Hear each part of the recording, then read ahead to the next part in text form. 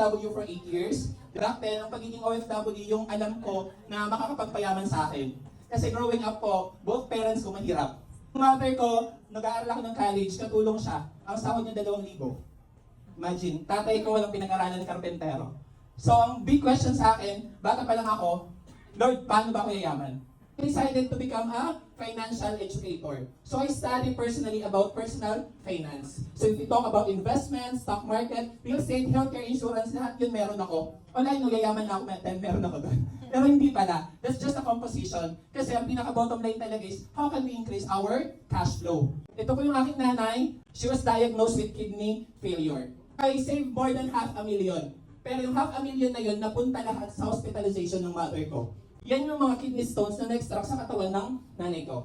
And even yung hypothyroid niya, that is also subject for operation.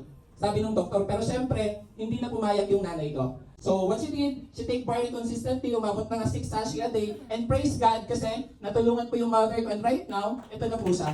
She's now one of the Ruby Elite Executive, part of the Millionaire Circle na rin. And just last year po, we were able to travel into 5 international countries, all expenses paid po. I compared being an employee for 10 years versus 2 years doing I Am Worldwide. Ito po, right now, nakatira po ako sa condo ko sa Bikutan, Paranaque. And in span of 1 year po doing the business, nabigyan ko po yung nanay ko ng 2-story house and lot, fully paid.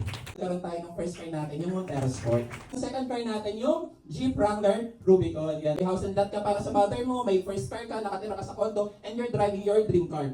5 international countries po napuntahan namin ni nanay. Lahat libre. 447,000 in 1 month. At saka dumating po sa point na 2 months income natin, 1,024,000 po. So,